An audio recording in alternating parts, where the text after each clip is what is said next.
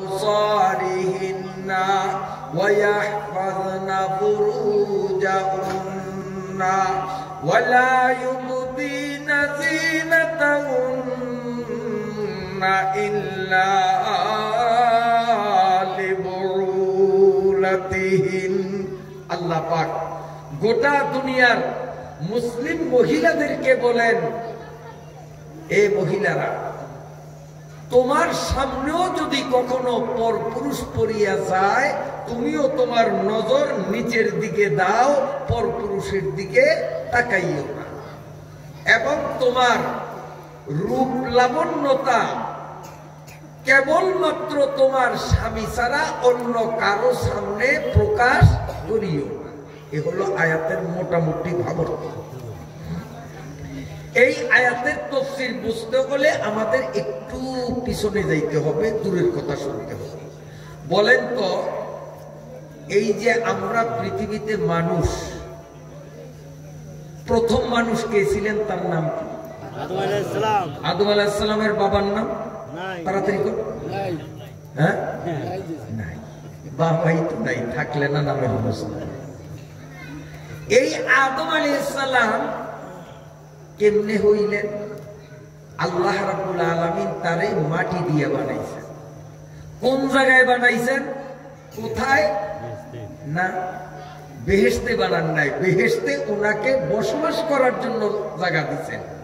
আদম রে আল্লাহ বানাইছেন সৌদি আরবের একটা খোলা ময়দান, যেই ময়দানে না গেলে কাহারো হজ শুদ্ধ হয় না, ওই মাঠে যাওয়াই লাগে। কি নাম মাঠটার? আরাফার ময়দান। এই আরাফার ময়দানে আমরা দেখে আসছি, সেখানে অনেকগুলো নিম গাছ আছে, নিম গাছের ছায়ার নিচে মানুষ আরামে বসে। এই নিম গাছগুলো লাগাইছেন আমাদের মরহুম জিয়াউর রহমান সাহেব। সৌদি সরকার এগুলাকে যত্ন করিয়া পানি দিয়া গাছগুলাকে টিকাইছে, বাঁচাইছে। গোটা মাঠের মধ্যে অনেকগুলো নিম গাছ আমরা নিজেরা দেখে আসছি। হযরত আদম আলাইহিস সালামকে আল্লাহ ওই আরফার মাঠে বানাইছেন। জিয়াউর রহমান নিম গাছ মনে হয় তার আগেই লাগিয়েছে। হ্যাঁ, আদমের আগে গিয়ে লাগিয়েছে। হ্যাঁ, ওরে আদম রে আল্লাহ তাআলা বানাইছেন কোন সময়? তখন তো জিয়াউর রহমান তো ভালো কথা, জিয়াউর রহমানের 14 গোষ্ঠীও তো তখন জন্ম হয় নাই, কারণ প্রথম মানুষই তো আদম। সেই সময় আরফার ময়দানে কোনো নিম গাছ ছিল না। আরফার ময়দানের উপরে এমন শামিয়ানা টানানো ছিল না। আরফার ময়দানের পাশে কোনো বেড়াও ছিল না, খোলা ময়দান।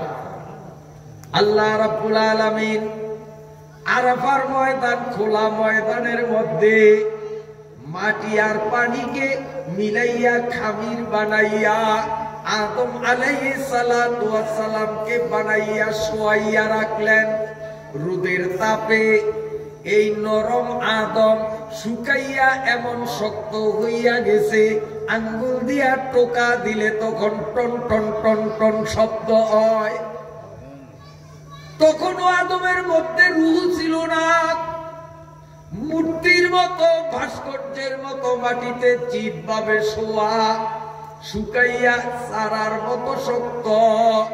আল্লাহ রাব্বুল আলামিন এই প্রাণহীন আদমের দেহটাকে রব্বুল আলামিন নিজের কুদরতি কোলে চড়াইয়া জান্নাতের ভিতরে নিয়া হযরতে আদম আলাইহিস সালাতু ওয়াস সালামের ভিতরে যখন রূহ দান করলেন, আদম আলাইহিস সালাম জীবিত হইয়া গেলেন। জীবিত হইয়া চতুর্দিকে নজর ঘুরাইয়া জান্নাতের অসংখ্য নিয়ামতগুলি তিনি দেখলেন। দেখার পরেও আদম বসিয়া বসিয়া গালে হাত দিয়া জিগায়, আর আরো কি জানি দরকার, কি যে দরকার বলার মতো ভাষা তার নাই। হুর পরি, গেলমান, দালান, কোটা, মধুর নহর, দুধের নহর, আরো কত কি সব আছে। এরপরে ওনার মনে শান্তি নেই, একটা অশান্তি, কি জানি লাগবো তার, আরো একটা লাগবো, কি যে লাগবো এটা আদম কিন্তু বলতে পারে না, ভাষা নাই। কিন্তু আদমকে যিনি বানাইলেন উনিও তো মনে হয় বলতে পারে না। আল্লাহ রাব্বুল আলামিন কে রে আদম, তোর জানি আরো কিসের অভাব তুমি অনুভব করতেছ, বলতে না পারলেও আমি আল্লাহ কিন্তু বুঝি। আল্লাহ রাব্বুল আলামিন আদম আলাইহিস সালামের চোখের মধ্যে নিদ্রার ভাব চাপাইয়া দিলেন। আদম আলাইহিস সালাম চক্ষু বন্ধ করিয়া জোরে জোরে নিঃশ্বাস নিয়া নিদ্রায় যখন বিভোর হইয়া রইলেন, আল্লাহ রাব্বুল আলামিন ঘুমন্ত আদমের বাম পাজর থেকে একটা হাড্ডি অপারেশন করিয়া বাহির করলেন। আদম ঘুমন্ত, তার খবর নাই। আদমের থেকে একটু দূরে ওই বাঁকা হাড্ডিটাকে আল্লাহ রাব্বুল আলামিন নিপুণ কুদরত পরিচালনা করিয়া সুদর্শন চেহারার অধিকারিণী আমাদের আম্মাজান হাওয়া আলাইহিস সালামকে বানাইলেন। হাওয়ারে কোথায় বানাইছে? আরফার ময়দানে, বেহেশতে। আর আদমরে বানাইলেন আরফার ময়দানে। কেন? হাওয়ারেও তো আরফার ময়দানে বানাইতে পারতেন, হাওয়ারে আরফার ময়দানে বানাইতে পারতেন। আদমরে বানাইছেন, তারপরে হাওয়ারে সেখানে বানাইতেন। অথবা আদমরে আল্লাহ বেহেশতের রুমের মধ্যে বানাইতে পারতেন, হাওয়ারে যেমন বানাইছেন। পারতেন কি পারতেন না? কিন্তু আল্লাহ আদমরে কেন আরফার খোলা ময়দানে বানাইলেন? এ আলীনগরের আমার মায়েরা, বোনেরা, মেয়েরা কান খুলিয়া শোনেন। হাওয়া আলাইহিস সালামকে কেন বেহেশতের জানালা, কপাট, দরজা আটকানো ঘরের মধ্যে কেন বানাইলেন? গোটা দুনিয়ার নারী এবং পুরুষকে আল্লাহ বুঝাইতে চান, এ পুরুষরা, পুরুষের জন্মই কিন্তু খোলামেলা জায়গায়। অতএব পুরুষরা হাটে, বাজারে, অফিসে, আদালতে, স্কুলে, কলেজে, রাস্তা ঘাটে, ঘরে, বাইরে, পুরুষরা সব জায়গায় খোলামেলা চলবে। এদের জন্মই হলো খোলামেলা জায়গা। আর হাওয়াকে আল্লাহ জান্নাতের ঘরে তৈরি করলেন। উপরে ছাদ, চারিপাশে ওয়াল, জানালা, কপাট, দরজা সব বন্ধ। ওই ঘরোয়া পরিবেশে চার দেয়ালের বেষ্টনীর মধ্যে আল্লাহ হাওয়ারে বানাইয়া গোটা দুনিয়ার নারী জাতিদেরকে শিখাইতেছেন, ও মুসলিম নারীরা, তোদের গোড়া ঘরে হাত দিলেই দেখবি তোদের জন্ম হলো চার দেয়ালের ভিতরে। অতএব যতদিন বাঁচিয়া থাকো, মাওলার জান্নাত যদি পাইতে চাও, চার দেয়াল বেষ্টিত পর্দাই তোমাদের থাকা লাগবে। তোমাদের জন্মই হলো পর্দা বেষ্টিত এলাকায়, আর পুরুষের জন্মই হলো উন্মুক্ত জায়গায়। এখন কিছু কিছু বোনেরা, কলেজ ভার্সিটি পড়ুয়া বোনেরা, আমার মেয়েরা মনে মনে প্রশ্ন আটতে পারে যে হুজুর, এই পর্দার ওয়াজ করিয়া নারী অধিকারকে খর্ব করবেন, এই সায়েন্স আর বিজ্ঞানের যুগে আমরা আপনাদের পুরান যুগের ওয়াজ মানতে রাজি না। এমন লোক আসেনি দুনিয়াতে? এরকম কথা বলে আসে না? আপনারা কি ওই দলে যাইবেন যে পুরানটা শুনবো না? নতুনের পাগল ওরা, আমরা কিসের পাগল? এই 1400 বছর আগের কোরআন, 1400 বছর আগের হাদিস, পুরানটার পাগল আমরা। ঠিক আছে তো ইনশাআল্লাহ? নতুনের পাগল যারা, তাকে কপালে ভোগ আছে। কেমন ভোগ? একটু একটা উদাহরণ দিয়ে শুনে। কোন এক দেশের রাজা টেলিভিশনে ভাষণ দিল, আমার রাজ্যে কেউ যদি আমারে নতুন একটা ঘটনা শুনাইতে পারে, নতুন কথা না শুনুনিয়া কথা শুনাইতে পারে, আমি তারে 1 লক্ষ টাকা দেব। কথা বোঝেননি? এখন বড় বড় পণ্ডিতরা, লেখকরা, সাহিত্যিকরা বসিয়া বসিয়া কাল্পনিক ঘটনা বানায়, ইচ্ছা বানায়, বানাইয়া লিখিয়া 1 লক্ষ টাকা নেওয়ার জন্য রাজার কাছে যায়। স্যার, জীবনে শোনেন নাই, আপনার 14 গোষ্ঠীও শোনেন, নতুন কথা আপনারে শোনাবো। তো রাজায় মনে মনে করে, তুই শোনা। টাকা নিবি এত সস্তা, আমি কি একবারে বোধাই মার্কা, আমি সালাক আছি। তুই যখন শোনাবি আর আসলেই তো নতুন শোনাবি, তা আমি চুপ করিয়া তোর এই নতুন কথাটা শুনবো, শুনিয়া টাকা দেওয়ার ভয়তে তোর বেটা কি শুনাইলি তো আমি আগের তো নি জানি। এখন যতজন যায় যায় রাজারে শুনায়, শুনাইলি রাজা কি শুনাইলি তো আমি আগের তো নি জানি। রাজার টেয়া দাম লাগবো হইতে ভাই গোটে মোহ কেলা দিয়েছে সবাই চলিয়ে বড় বড় পণ্ডিতরা ব্যাগ ফেল। রাজায় তো মনে মনে খুশি, একটা ঘোষণা দিয়া অনেক অজানা জিনিস আমি জানলাম, আমার টাকাও আমার পকেটে রয়ে গেল। রাজায় খুব খুশি। এখন বাজারের যে ঝাড়ুদার সুইপার, বাজার আটকুড়ায় না বাজার, এই সুইপারের পোলা, বাজার ঝাড়ুদারের পোলা, সেরা বেড়া হাফ প্যান্ট পরা, গরিব মানুষ, গায়ে গেঞ্জিও নাই, শার্ট তো দূরের কথা। এইটাও নাচতে নাচতে রাজ দরবারে যায়। গেইটে গেছে আর ভাই কেন, আমি কি এই দেশের নাগরিক না? আমি রাজারের নতুন কথা শোনাবো। রাজা নতুন কথা শোনার জন্য কতদিন পাগল, কেউ শুনাইতে পারে নাই। বড় বড় পণ্ডিতরা, সাহিত্যিকরা, শিক্ষিতরা রাজারের নতুন কথা শুনাইতে পারে না। আর তুই মূর্খ মানুষ, বাজার ঝাড়ু দেয় সেই ব্যক্তির ফোলা, তুই কি শোনাবি? সর না, আমি দেশের নাগরিক, আমারও অধিকার আছে। বড় বড় শিক্ষিতরাই পায় নাই পুরস্কার, আর আমার মতো এই 3% মানুষ আমি না পাইলে এতে কিচ্ছু আসে যায় না, আমার যাইতে দাও। না, তোর ভিতরে ঢুকতেই দিব না। তো রাজাই শুনিয়া দারোয়ানটাকে বাড়াবাড়ি করিস না, সারিয়া দে। ওই শুনিলে তো আমার কথা ঘুরার নাই, না আপনাকে তো জানি ওই টাকা নিবে। বড় বড় পণ্ডিতরা নিতে পারে না, আর ঘুমালির ফোলাই নিব এত সোজা দায়িত্ব গেছে। কিরে স্যার আপনি বলে নতুনের পাগল, আমি তাই যে কতদিন নতুনের পাগল, কেউ তো আমার নতুন শুনেইতেও পারলো না, টাকাও নিতে পারলো না। স্যার আমি নতুন কথা শুনবো আপনার, যা জীবনে শুনেন নাই। তো রাজা কইলেই আমি যেটা আগের থেকে যাই না, মনে মনে কই। এখনো কয়ে আপনারা সবাই শুনিয়েন, আমি রাজারের নতুন কথা শুনাবো যা রাজাই জীবনে শোনে নাই। সেটা হলো গত 5 বছর আগে আমার বাবা মারা যায়।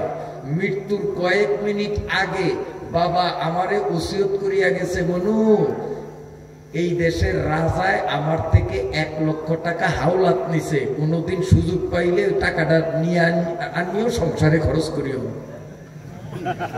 এখন রাজায় যদি হয়, এটা তো বহু পুরান কথা, 5 বছর আগের থেকে আমি জানি যে তোর বাপে আমার তো 1 লাখ টাকা পাইব, এত দাম লাগবো না।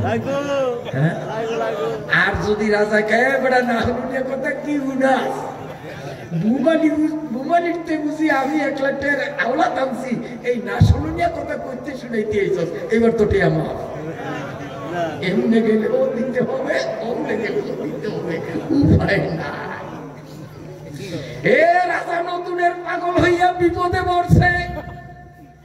হে আমার মায়েরা, বোনেরা, মেয়েরা, যারা নতুনের পাগল, পুরাণ কোরআন শুনবা না তোমরা, নতুন তর্ক যুক্তি আর বিজ্ঞানের দোহাই দিয়া তোমরা পর্দা প্রথাকে উপেক্ষা করিয়া চলো। এই নতুনের পাগল হইলে এমনেও বিপদ, অমনেও বিপদ, দুনিয়াও বিপদ, আখেরাতেও বিপদ। আমরা পুরাণের পাগল, নতুন আমাদের দরকার নাই, ঠিক আছে? আল্লাহ রাব্বুল আলামিন আদম আলাইহিস সালাতু ওয়াস সালামকে তৈরি করলেন খোলামেলা, হাওয়াকে তৈরি করলেন পর্দা বেষ্টিত পরিবেশে। নারীর জন্মই হলো পর্দার মধ্যে, অতএব নারীর গোটা জীবনটাই পর্দায় কাটাইতে হবে। এটাই আমার আল্লাহ এবং আমার রাসূলের হুকুম, ঠিক আছে? এখন ওরা প্রশ্ন করেছে, না নারীর অধিকার খর্ব হয়, পুরুষরাও একটা ভোটের মালিক, আমরাও একটা ভোটের মালিক, অতএব আমরা কেন পর্দায় থাকবো? পুরুষদের সাথে কাঁধে কাঁধ মিলাইয়া উন্নতি, অগ্রগতি, প্রগতির পথকে আমরা সুগম করব। পর্দার আইন এই পুরান যুগের আইন এই মডেল যুগে চলে না। নারীর অধিকার বলে খর্ব হয়, তা আমি আপনাদের প্রশ্ন করি, বুঝলে বলবেন। আপনাদের 9 নং ওয়ার্ড না এটা? 9 নং ওয়ার্ডে একজন মেম্বার আসেনি? হ্যাঁ, এই মেম্বারের কর্তৃত্ব পুরো আলীনগর ইউনিয়ন সবটার মধ্যেই তো কথা কন্যা দি চেয়ারম্যানের উপর দিয়ে না উনি? আচ্ছা, তাহলে ওনার ক্ষমতা কদ্দূর? শুধু 9 নং ওয়ার্ড। 8 নংও ওনার মাতাব্বরি চলবে না, 1 নং 2 নংও চলবে না, ওনার এইটার মধ্যে সীমিত। আচ্ছা, আপনাদের চেয়ারম্যান সাহেব, ওনার ক্ষমতাও তো একটা ওয়ার্ডের মধ্যে মনে হয়, তো কদ্দূর? একটা ইউনিয়ন। বলা ডিসি আছে নিও, হ্যাঁ, ডিসির ক্ষমতা কদ্দূর? একটা ইউনিয়ন, একটা থানা, কদ্দূর? পুরো ভোলা জেলায় ওনার মাতাব্বরি চলে, ভোলার বাইরে চলে না। বরিশাল গিয়া উনি মাতাব্বরি করতে পারবে না, নোয়াখালী গিয়া পারবে না।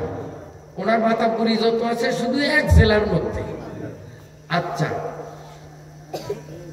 স্বরাষ্ট্রমন্ত্রী আসেনি আমাদের দেশে? স্বরাষ্ট্রমন্ত্রী, ওনার মাতাব্বরি কিন্তু এই আমাদের বাংলাদেশের মধ্যে, বাহির বিশ্বে যে উনি মাতাব্বরি করতে পারবেন না। ওনার বাংলাদেশের চলমান সংবিধান মতে ওনার কর্তৃত্ব, নেতৃত্ব, মাতাব্বরি সব কিন্তু আমাদের এই বাংলাদেশের মধ্যে, 56,000 বর্গ মাইল বাংলাদেশের মধ্যে, বাইরে না। পররাষ্ট্রমন্ত্রী আসেনি?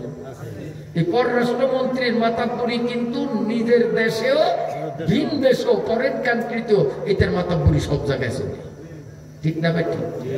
এখন যদি আমি প্রশ্ন করি যে 9 নং ওয়ার্ডের মেম্বার, ইনিও একটা ভোটের মালিক, পররাষ্ট্রমন্ত্রী তিনিও তো 8টা ভোটের মালিক মনে হয়। এই বেটায় কয়টা ভোট দিতে পারবে? তাইলে ইনিও 1 ভোটের মালিক, পররাষ্ট্রমন্ত্রী 1 ভোটের মালিক, মাননীয় শেখ হাসিনা উনিও কয় ভোটের মালিক? 1 ভোটের মালিক। কথা খুব খেয়ালে শুনবেন। তাহলে আমরা বলবো যে বাংলাদেশ সরকারের আইন আমরা মানব না, আমাদের মেম্বারও 1 ভোটের মালিক, ওনার অধিকার খর্ব করিয়া একটা ওয়ার্ডের মধ্যে কেন সীমাবদ্ধ করা হলো? আর পররাষ্ট্রমন্ত্রীকে পুরা বাংলাদেশ, বাংলাদেশের বাইরে ফরেন কান্ট্রিতে দেওয়া হলো, শেখ হাসিনাকে পাওয়ার সারা বাংলাদেশে দেওয়া হলো, ওনারও 1 ভোটের মালিক, আমগো মেম্বারও 1 ভোটের মালিক। তো বাংলাদেশ সরকার আমগো মেম্বারের উপরে জুলুম করছে, কথা কন না? হ্যাঁ না, ওরে মেম্বারের কর্মস্থল যতটুক, সরকার যদি ওখানে হস্তক্ষেপ করতো তাহলে বলতাম মেম্বারের উপরে জুলুম করছে। ইউনিয়নের মধ্যে কর্মস্থল হলো চেয়ারম্যানের, যদি সরকার এখানে হস্তক্ষেপ করত, 2টা 4টা ওয়ার্ড যদি বাদ করিয়া দিত, তাহলে বলতাম আমগো চেয়ারম্যানের অধিকার খর্ব করেছে। চেয়ারম্যানের কর্মস্থলটা তাকে পাওয়ার দিয়েছে, স্বরাষ্ট্রমন্ত্রীকে তার কর্মস্থলে, পররাষ্ট্রমন্ত্রীকেও তার কর্মস্থলে। আল্লাহ পুরুষদেরকে বানাইলেন পররাষ্ট্রমন্ত্রী, এদের মাতাব্বরি ঘরেও চলবে, বাইরেও চলবে। নারীদেরকে বানাইলেন স্বরাষ্ট্রমন্ত্রী, এরা শুধু রাষ্ট্র অর্থাৎ ঘরে থাকবে। আবার অবযুক্তি যে পুরুষরা খোলা ময়দানে উন্মুক্ত ভাবে চলিয়া আলো বাতাস প্রাকৃতিক নিয়ামত উপভোগ করিয়া পুরুষরা রুগ্ন হয় না, সুস্থ থাকে, সবল হয়। আর হুজুররা আমাদেরকে পর্দার ওয়াজ করিয়া করিয়া মুক্ত আলো বাতাস থেকে বঞ্চিত করিয়া আমাদেরকে অসুস্থ বানিয়ে দেয়। অতএব আমরা পুরান যুগের আইন, পর্দার আইন মানি না, আমরাও খোলামেলা চলবো। চলে না? হ্যাঁ, ছোট্টকালে নুরানি কায়দায় পড়ছিলাম, লামখালি মিমখালি নুনের উপর 1 নোক্তা।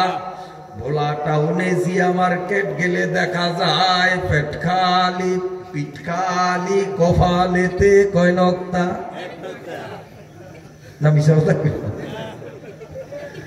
হায় হায় রে, আক্কেল খোলামেলা চলবে, আলো বাতাস খায়। যুক্তি, এটা হলো যুক্তি। ঢাকা ঘাস সাদা কেন? একটা প্রবাদ আছে না, আপনি যে ঘাসগুলি আছে একটা থাল দিয়া ঢেকে রাখেন, 3 দিন পরে থালটা উড়িয়ে, এই ঘাসের স্বাস্থ্য ভালো হবে না খারাপ হবে? ভালো হবে। সুপারি গাছ আছে না, একবারে সুপারি গাছের পলিথিন দিয়া ওর আলুয়াডারে টুথপাটেরও ঢাক্কা থুয়েন, নারকেল গাছটারে এরকম ঢাক্কা থুয়েন। সুপারি তো একটা আল্লাহ দিলে এরকম বড় বড় আলেন, হ্যাঁ নারকেল তো আল্লাহ দিলে এক একটা এরকম মুটকির মতো ধরবো, গাছ থাকবো। এই জন্য একটা প্রবাদ আছে, ঢাকা ঘাস সাদা কেন, মানে ঘাসের ঢাকিয়া রাখলে ওটা ফ্যাকাশে হয়, সাদা হয়, দুর্বল হয়, মরে যায়, রুগ্ন হয়। কেন? সে মুক্ত আলো বাতাস থেকে বঞ্চিত রাখা হলো তাকে। এই যুক্তি দেখাইয়া বর্তমান যুগের কিছু স্কুল কলেজ পড়ুয়া মেয়েরা বলে যে আমরা মেয়েরাও যদি পর্দার ভিতরে থাকি, বোরকার ভিতরে থাকি, ওই দুব্বা ঘাসের মতো আমাদের স্বাস্থ্য নষ্ট হয়ে যাবে। যেই যুগে বিজ্ঞান ছিল না সেই যুগে পর্দা মানছে, এখন বিজ্ঞানের যুগ, ঢাকা ঘাস সাদা কেন, এখন পর্দা মানব না। আমি তাদেরকে বলবো, বোনেরা কান খুলিয়া শোনো, তুমি ঢাকা ঘাস সাদা কেন দেখলা, নারকেল গাছ, সুপারি গাছ দেখলা, আমাদের দেশে আরো একটা গাছ অ্যাভেলেবেল দেখা যায়, পান গাছ। পানের বর আছে না? হ্যাঁ, এখন যদি ঢাকা গাছ সাদা কেন, এই যুক্তি চালাইয়া পানের বরের উপরের ছাউনি ফালাইয়া দেই, পানের বরের চাইরুপাশের বেড়া যদি সব তছনছ করিয়া পালাই, নারকেল গাছ সুপারি গাছের মতো পানের বরকেও যদি উলঙ্গ করিয়া দেই, পান তো একটা হাতির কানের মতোই হইব, মুক্ত আলো বাতাস হইব। পান গাছ এক একটা বাঁশের মতো মোড় হইব, ফাতা এক একটা আল্লাহ দিলে হাতির কানের বড় হইব। কি হইব? হ্যাঁ, এ মায়েরা ভালো করে শুনে, আমি কিন্তু যুক্তিবাদী না, যুক্তি ছাড়াও কথা বলবো না। যদি বুকে বল থাকে নবীপুরীর কথা, তোমার যুক্তি দিয়া কাটলে কাটো। ভালো করিয়া শুনো, নারকেল গাছ, তাল গাছ, সুপারি গাছ, এগুলো মুক্ত আলো বাতাসে থাকলে তার স্বাস্থ্য ভালো হয়।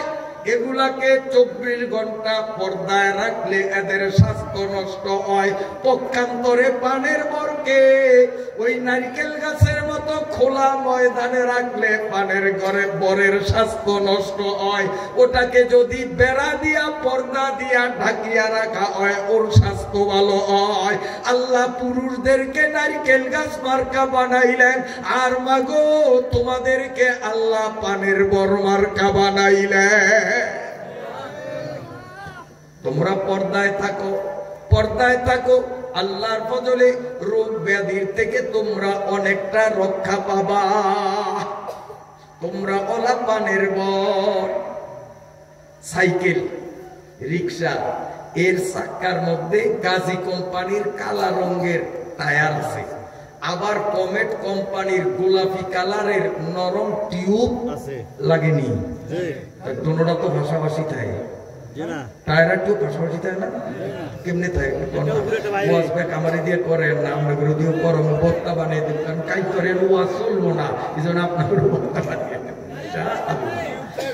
টিউব ভিতরে, এখন টিউব যদি কয়, পুরান যুগের আইন আর মানি না, এখন বিজ্ঞানের যুগ। আমরা পর্দার ভিতরে আর কতকাল নিজেদেরকে গোপনীয়তায় রেখে মুক্ত আলো বাতাস থেকে বঞ্চিত থাকবো? টিউবরা যদি আন্দোলন করে সমান অধিকারের দাবির ভিত্তিতে, আমরা টিউবরাও কাঁধে কাঁধ মিলিয়ে টায়ারের পাশাপাশি অবস্থান নেব। এই সাইকেল তো মনে হয় মোটর সাইকেলের চেয়ে বেশি দূরে অবস্থা, ঠিক না? টিউবের কাবু হয়ে যাই, কারণ টিউব নরম, টায়ার শক্ত। যে কোম্পানি সাইকেল বানাইছে ও জানে যে এটা শক্ত, এটা নরম, এই জন্য আইন করিয়া দিছে, ক্যাটালগ দিয়া দিছে, শক্তটা বাইরে, নরমটা ভিতরে। এ মায়েরা, সৃষ্টিগতভাবেই আমরা পুরুষরা হলাম গাজী কোম্পানির টায়ার মার্কা, কি শক্ত আমরা, আর সৃষ্টিগতভাবেই তোমরা কমেট কোম্পানির টিউবের মতো নরম। তোমাদের শরীর হলো মূলা। এই জন্যই কোম্পানি আল্লাহ আইন করিয়া দিলেন, কুল্লিল মুমিনিনা ইয়াগুদ্দু মিন আবসারিহিম ওয়া ইয়াহফাযু ফুরুজাহুম ওয়া কুল্লিল মুমিনাতি ইয়াগুদ্দুনা মিন আবসারিহিন্না ওয়া ইয়াহফাযনা ফুরুজাহুন। আল্লাহ রাব্বুল আলামিন পর্দার আইন করিয়া দিলেন। আল্লাহ পাকের নবী বলেন, আল মারআতু আওরাতুন ইযা খারাজাত ইস্তাশরাফা আশ-শাইতান। আল্লাহ পাকের নবী বলেন, হে মুসলিম মহিলারা কান খুলিয়া শোনো, তোমরা পর্দায় থাকার জিনিস, তোমরা পর্দায় থাকো।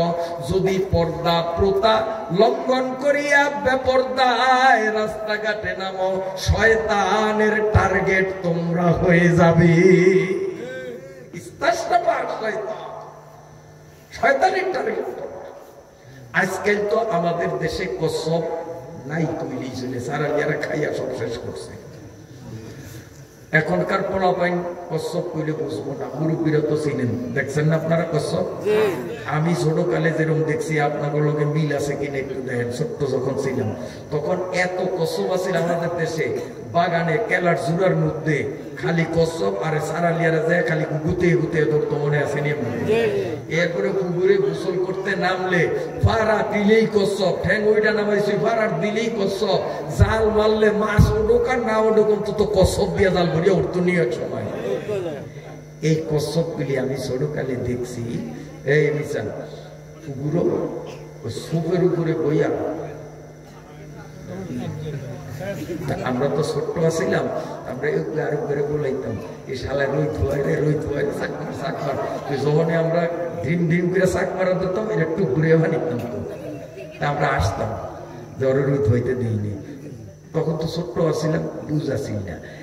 এখন সারা বুঝি কচ্ছপের আবার শীত গরম আছে, এটা রই থুয়ান লাগে, এইটা দিন রাত থায় পানির তলে, এটার আবার রই থুয়ান লাগে।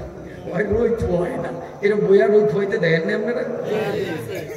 আসলে রই থুয়ায় না, কি করে জানেন?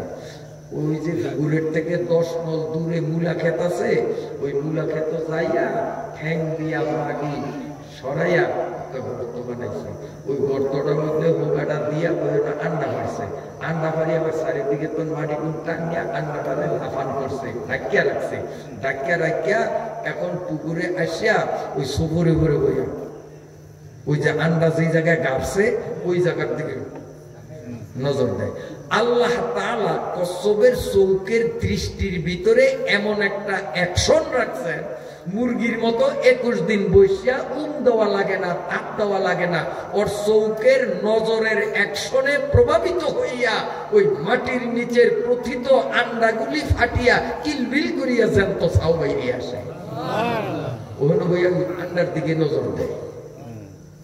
হে পর্দার আড়ালের মায়েরা, কচ্ছপের মতো ইতর প্রাণীর চোখের মধ্যে যদি অ্যাকশন থাকে, তাসির থাকে, তুমি গায়ে মাথার কাপড় ফালাইয়া যখন রাস্তায় নামবা, স্কুলে যাবা, কলেজে যাবা, মার্কেট করতে যাবা, রাস্তার দুই দিক থেকে বখাটে যুবকরা তোমার দিকে নজর দিলে ওই যুবকদের নজরের প্রভাব তোমার মধ্যে লাগবে না কেন? এই জন্য আমার নবী বলেছেন, আল আইনান জিনাহুমান নজর, আল আইনান জিনাহুমান নজর। চোখের নজর দিয়া যদি ভিন পুরুষের দিকে কেউ তাকায়, সে যেন ওই মহিলার সাথে প্রত্যক্ষ জিনা করলো।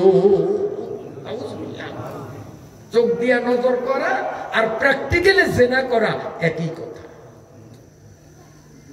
আল্লাহরে, আমরা বর্তমানে ওয়াজে গেলে অনেক জায়গায় আমাদেরকে কানে কানে আসিয়া মুরব্বীরা বলে, হুজুর পোলাপাইনগুলি বড় অসভ্য, বাপমার কথা শোনে না, আজকে ওই ওয়াজটা আমাদের ভালো করিয়া শুনাইবেন। আমি বলবো, এই পোলাপাইনগুলো মা বাবার খিদমত কেন করবে? মা বাবার সাথে ভালো আচরণ কেন করবে? তার কারণ হলো এই পোলাটা যেই মায়ের পেট থেকে আসলো, এই মা গায়ে মাথার কাপড় ফালাইয়া রাস্তায় যখন চলছে,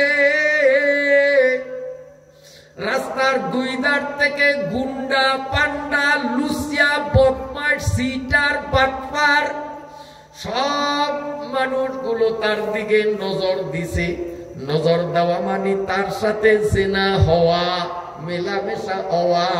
বাড়িতে আসছে, স্বামীর সাথে মেলামেশা হইছে, তার মাধ্যমেই এই পোলাটা দুনিয়াতে আসছে। এই পোলার বাপ শুধু তোমার স্বামী একা নয়, তোমার মাথার চুল, তোমার বুক, পিঠ, তোমার শরীরের সৌন্দর্য যাই পুরুষদের দেখাইলা, সব পুরুষদের তাসির তোমার মধ্যে ঢুকছে, তোমার স্বামীরটাও ঢুকছে, ওই বখাটে লুচ্চা পান্ডা গুন্ডাদেরটাও ঢুকছে। অতএব এই পোলা বড় হইয়া চিন্তা করে, আমার বাপ তো 90,000, কোন বাপের আমি সেবা যত্ন করব? বাপ তোর একটা না।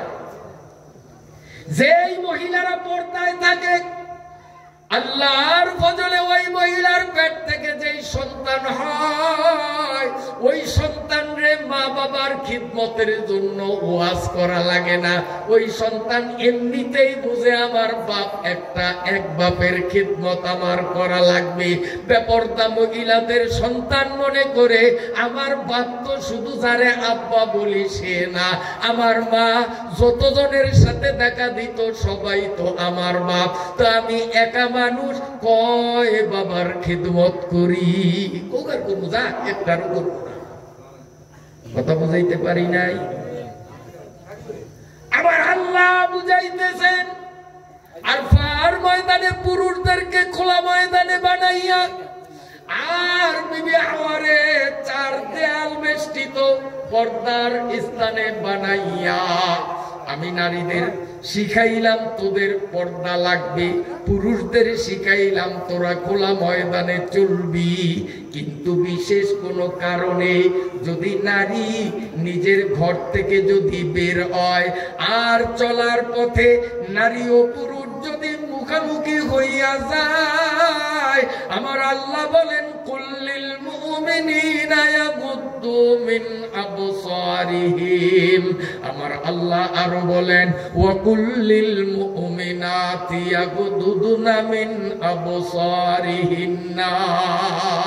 ও পর্দার নারী, বিশেষ প্রয়োজনে তুমি রাস্তায় নামলা, ও পুরুষ তুমি তো রাস্তায় নেমে থাকোই। এখন চলার পথে মুখামুখি হইয়া গেলে পুরুষ তুমিও তোমার নজর নিচের দিকে করো, ও নারী তুমিও তোমার নজর নিচের দিকে করো, একজন আরেকজনের দিকে তাকাইও না। দেখবেন ভোলা চরপেশন রোডে, অথবা আপনাকে এই যে বিশ্ব রোড, বেদুরিয়া রোড, এই রোডে রাত্রিবেলায় দুই দিক থেকে যদি 2টা গাড়ি আসে, তখন হেডলাইট নামায় কি নামায় না? এই গাড়ি যখন চালায় ড্রাইভাররা, লাইটে এনে আলোটা পড়লে ওই বাথরুমের ওই পাশে, যখনই ওদিক থেকে দেখে যে আরেকটা গাড়ি আসে, এর সুইচ আছে, সুইচ টিপ দিলে তখন আলোটা পড়ে সামনে। এইটার আলো ওই গাড়ি পড়ে না, ওই গাড়ি আলো আবার দিলে তার সামনে পড়ে, তার আলো এই গাড়িতে পড়ে না। অর্থাৎ এই গাড়িয়ে ওই গাড়ির দিকে চায় না, ওই গাড়িয়ে এই গাড়ির দিকে চায় না। তাইলে নজর নিচের দিকে দিয়া ক্রসিং করিয়া যায়, তারপরে আবার যার যার নজর উঠায়। কিন্তু যদি এখানে যদি বাতি যদি লো না করা হয়, ওই গাড়ির নজর এই গাড়ির পরে, এই গাড়ির নজর ওই গাড়ির পরে, দুনো ড্রাইভার তখন মাতাল হয়ে যায়, চুয়ে হয়ে কিচ্ছু দেখে না, পথঘাট দেখে না, মোড়গোড় দেখে না। তখন গাড়ি 2টা ধাক্কা খাইয়া খালে পড়বে, বিলে পড়বে, গাছের সাথে ধাক্কা খাইয়া বিশাল ক্ষতির সম্ভাবনা আছে কিনা? আবার আল্লাহ বলেন, নারী হলো এক গাড়ি, পুরুষ হলো আরেক গাড়ি। 2 গাড়ি চলার পথে যদি মুখামুখি হইয়া যাও, কুল্লিল মুমিনিনা ইয়াগুদ্দু মিন আবসারিহিম। ও পুরুষ নামের গাড়ি, তোর বাদ থেকে তুই ডাউন কর। ওয়া কুল্লিল মুমিনাতি ইয়াগুদ্দু ইয়াগুদুনা মিন আবসারিহিন্না, ও নারী নামক গাড়ি তোর বাতিও ডাউন কর, পুরুষ নারীর দিকে তাকাইও না, নারীও পুরুষের দিকে তাকাইও না। নজর কোন দিকে? এক লোক একদিন কয় হুজুর নজর নিচের দিকে করতে কোন, নিচের দিকে করিও তো উপায় নাই। কা উপায় নাই কা? কয় হুজুর ঢাকা গুলিস্তানে গেলাম, গুলিস্তানে গিয়া ওই যে ওয়াজে শুনছি নিচের দিকে নজর করতে হবে, নিচের দিকে নজর করতে হবে। হুজুর এই জন্য ওয়াজে আমল করার জন্য এখন নিচের দিকে ছায়াছায়ানি, কারণ ঢাকা শহরে তো মেয়ে লোকের অভাব নাই, নিচের দিকে। কিন্তু নিচের দিকে নজর করছি আর দেখি যে ওরে বাবা আমার সামনে যেটি ডাইনে বামে আছে হের তো চেতা চেতা আরো সুন্দর দেখি নিচ্ছে, বুঝলেন নাই? সিনেমার পোস্টারে আসেনি, সিনেমার পোস্টারে দিলেন না বোধ ছবি নাই, ওই হরিয়া রয়েছে আর কি, মানে নজর পড়ছে যে হেন ওরে আল্লাহ। হুজুররা কইছে নজর নিচের দিকে দিতাম, নিচের দিকে দিই, আশেপাশে যেইটা আছে এইটার তো কাপড় চোপড় তো কিছুটা আছে, একটার একটা চাপড়িয়ে ধরে নেই, যদিও গাও গেছা লেগে হাঁটে ওহে নদী দিয়ে একটা আরেকটারে চাপড়িয়ে ধরিয়ে রাখছে সিনেমার পোস্টার। তো হুজুর উপায় না ভাইয়া দিই যে না নিচের দিকে চাইলে ইমান রাখুন যাইব না, ডাইনে চাইতে একই কায়দা, বামে চাই একই কায়দা। চিন্তা করলাম আল্লাহ রে ইমান বুঝি আর রাখতে পারবো না ঢাকার শহরে, তেলে এইবার উঠের দিকে চাইছে আনি। হুজুর নজর উঠের দিকে চাইয়া দিয়ে যে 3 তলায় 8 টাকা মাথার কাপড় পালাইয়া খালি বন্ধ করতে আছে, এই সত্যটা মিথ্যা।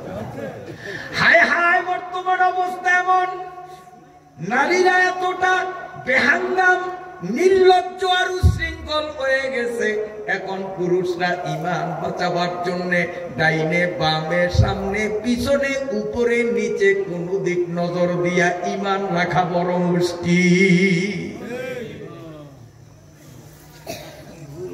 এই জন্য বলবো মায়েরা পর্দায় থাকো, পর্দায় থাকো। আল্লাহ তোমার দাম দুনিয়াতেও বাড়াবেন, আখিরাতেও বাড়াবেন। বিশ্বাস হয়নি আপনাদের? তাহলে একটা উদাহরণ দেই, ভালো করে বুঝবেন। সয়াবিন তেল আমাদের দেশে 2 রকম, ইনটেক করা বোতলে আটকানো, আর একটা আছে খোলা। দাম তো খোলাটার বেশি। হ্যাঁ, আলীনগরের মানুষ খোলার বেশি দাম দিয়ে কিনেন না? কোনটার দাম বেশি? ইনটেক আটকানিয়াটা। ইনটেক করলে আবার অনেকে বুঝবো না, গ্রামের মানুষ তো আটকানিয়াটা দাম কোনটার বেশি? হ্যাঁ, আটকানিয়াটার দাম বেশি। একই তেল, এই ডো সয়াবিন ওই ডো সয়াবিন, খোলাটার দাম কম, আটকানিয়াটার দাম বেশি দিয়ে আনেন কা যে আপনার মনে ওই আটকানিয়াটার উপরে একটা মনের বিশ্বাস আছে, আস্থা আছে। এইটা যখন আটকানিয়া কাজী এইটার মধ্যে তেলা ফুকে মুখ লাগায় নয়, উন্দুরে ওর মধ্যে আগে নয়, ঠিক আছে না? ওর মধ্যে হ্যাঁ বাত্যায় এইভাবে জিব্বা লাগায় নাই, সব কিছুর থেকে এটা নিরাপদ আছে।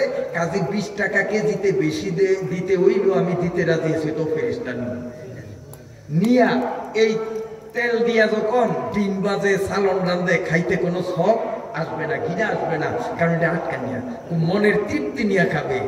আর যদি কেউ খোলাটা কিনে, তাহলে গরিব মানুষ টাকা কম, তাই সে খোলাটা কিনলেও মানুষ হিসাবে তার মনে কিন্তু একটা দুর্বলতা, কে জানি পয়সা না দীক্ষা নিলাম খোলাটা, এটার মধ্যে কোনো উন্দুরে জিভা লাগাইছে নি, হ্যাঁ সিয়া আবার সাড়া দিছে নি, কেউ বাচ্চা এটার মধ্যে আসছে নি, এরকম একটা আসে।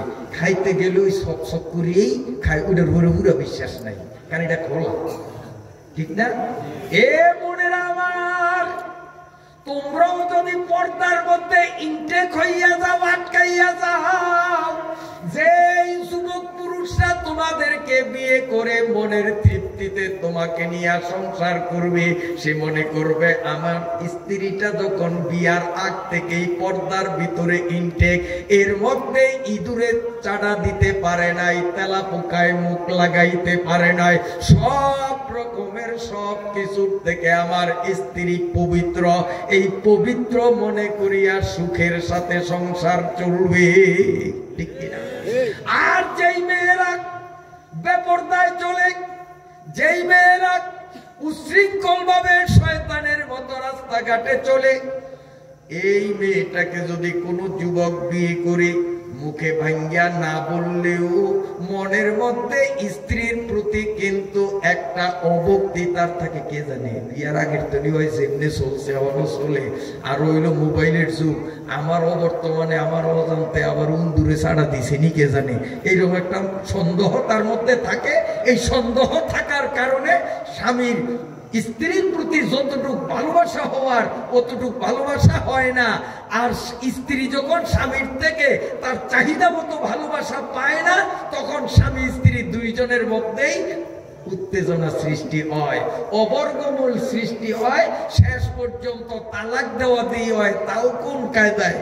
একেবারে তালাক দিতে পারবো বউরে, তালাক দেয় বউ 14 গোষ্ঠীর, তোরে, তোর মায়েরে, তোর বইনেরে, তোর নানিরে, একেবারে 1 তালাক 2 তালাক 1000 তালাক, মক্কা মদিনা পর্যন্ত তালাক।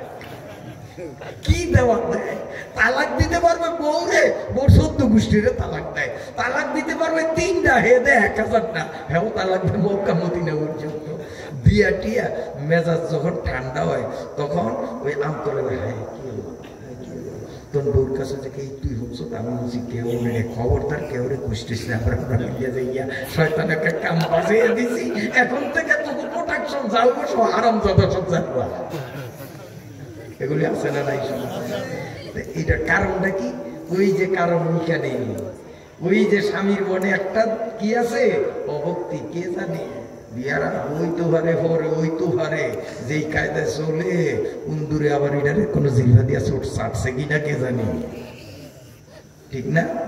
আর পর্দায় আসো, পর্দায় আসো, স্বামীর কাছে তোমার দাম হবে, আত্মীয় স্বজনের কাছে তোমার গ্রহণযোগ্যতা হবে, আল্লাহ এবং আল্লাহর রাসূলের কাছে তোমার সম্মান বৃদ্ধি হবে, ঠিক না? আল্লাহ আবার আল্লাহ মুসলিম নারীদের উদ্দেশ্য করিয়া কোরআনুল কারীমের 18তম পারার সূরা আন-নূরের মধ্যে বলেন, ওয়ালা ইউবদিনা জিনাতাহুন্না ইল্লা লিবুলাতিহিন। আল্লাহ বলেন, ও মুসলিম রমণীরা, যত সুন্দর করিয়া তুমি মাথার চুলের বেনি আটতে চাও আটো, যত সুন্দর করিয়া তুমি মেকআপ করতে চাই করো, যত সুন্দর করিয়া কুচি দিয়া শাড়ি পরতে মন চায় পরো, যত তোমার সাজতে মন চায় তুমি সাজো। আমি আল্লাহ তোমারে অনুমতি দিলাম কেবল একটা মানুষের দেখানোর জন্য, সেই মানুষটা হলো তোমার স্বামী। ওয়ালা ইউবদিনা জিনাতাহুন্না ইল্লা লিবুলাতিহিন। একমাত্র স্বামীরে দেখাবার জন্য, স্বামীর মনোরঞ্জনের জন্য যত পারো সাজো, কোনো নিষেধ নাই।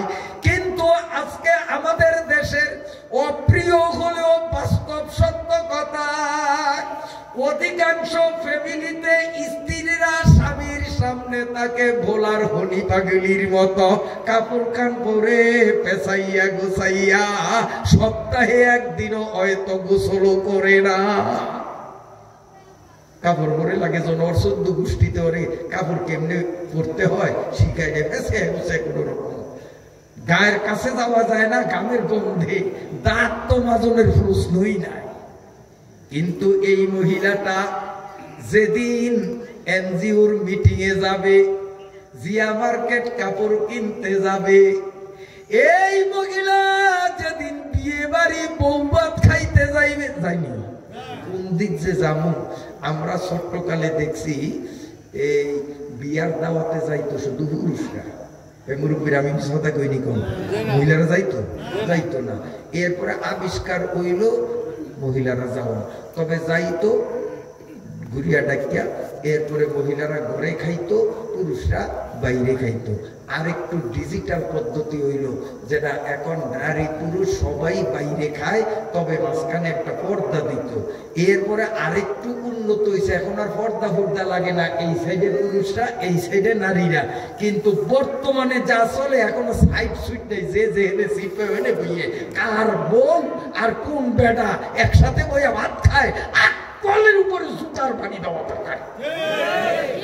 আমার বউ আরেক বেটার পাশে বইয়া ভাত খায়, আমার কমন সেন্স কোথায়? আক্কেলটা কোথায়? একই টেবিলে দেখা যায় নারী পুরুষ বা সভা দেখাইতে আছে। হ্যাঁ হ্যাঁ, এটা বলে ডিস্কো। সরপাতার এক ঘটনা ঘুমাইছে নিয়ে মনে করবে। সরপাতা এমন পাশের থানা সরপাতা, অনেক আগের কথা। এক অফিসার ঢাকায় থাকে, তো বছরে 2-1 বার গ্রামের বাড়িতে আসে। তো এখন ওনার ছুটি শেষ, ঢাকা যাইব, তো কাজিরাট বাজারে যাইয়া রিক্সা একটা ঠিক করছে। তখন রিক্সাও আমাদের দেশে খুব কম আছে, একটা ঠিক করছে। ওই সামরারে কইছে কেমন রিক্সা লইয়া তাড়াতাড়ি ভাই আয়, আমি আসি, উড়ানো লইয়া স্যার আপনার একটা বাড়তি আছে না? খায় বেড়া, ম্যাডাম যাইব। কি যাইব? ম্যাডাম যাইব, রিক্সা লইয়া বাড়িতে আমি। তো কয় গেল, যাইয়া দিয়ে যে না এই বাংতির মধ্যে দিয়ে রিক্সা খালিয়া রিক্সা নিতে পারো, কিন্তু ম্যাডাম ম্যাডাম লইয়া টানিয়ে উড়াইতে পারবো না, আমার এই যে ঠেকঠুক থাকবো না, আডু উডু ভাইয়া যাইব। এই জন্য রিক্সাটা হইল তুইয়া ঘরের দূর হয়েছে। ওটা না একটা স্যার স্যার আমি আইসি, রিক্সা আনছি। কয় কই রিক্সা কই? স্যার ভাঙতির বসে তুইছি। কতটা কইছি না উড়ানো লইতে ম্যাডাম যাইব। তো ওই তো মূর্খ মানুষ, এই ম্যাডাম ফ্যাডাম তো আর বোঝে না। এর মনে হচ্ছে ম্যাডাম মানে কোনো গাঠি গুটি হয়েছে। স্যার স্যার ম্যাডামটা আমার তো দেয় না, ম্যাডামটা কোনো পিরিয়ড লইয়া যাই।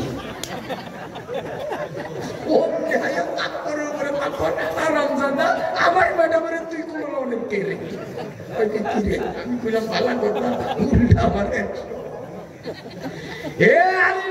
মহিলারা মাতারি ছিলা, মহিলা ছিলা, ভালোই ছিলা, ম্যাডাম হইও না, ডিস্কো হইও না, তাহলে ভিন পেডাগো কোলে ছড়া লাগবে। আমাদের আগেকার চাষি নানি মা খালা এরা মাতারি ছিল, মহিলা ছিল, ম্যাডাম হয় নাই, ডিস্কো হয় নাই, যার কারণে ওদের কোনো পরপুরুষ দেখবে দূরের কথা, ওই মুরব্বী মহিলাদের পরনের কাপড় পর্যন্ত ভিন পুরুষরা দেখতো না। ঠিক না বেঠি? উড়ানে কাপড় রোদ দিত না, যে আমি এই শাড়িটা পরি, উড়ানে রোদ দিলে তো বেটারা দেখবো, এমন একটা যুগ ছিল না? আর এখন কাপড় নি দেহে কত ফারে ল্যাংডা হইয়া নিজের শরীর দেখায়। নাউজুবিল্লাহ। হে পর্দারের মায়েরা ভালো করে শোনো, একমাত্র স্বামীর মনোরঞ্জনের জন্য, স্বামীরে দেখাইবার জন্য তোমার সাজগোজের অনুমতি আল্লাহ কোরআন শরীফের 18 পারায় দিয়েছে। ভিন পুরুষের মনোরঞ্জনের জন্য, ভিন পুরুষের নজর তোমার দিকে আকর্ষণের জন্য সাজিও না, হারাম।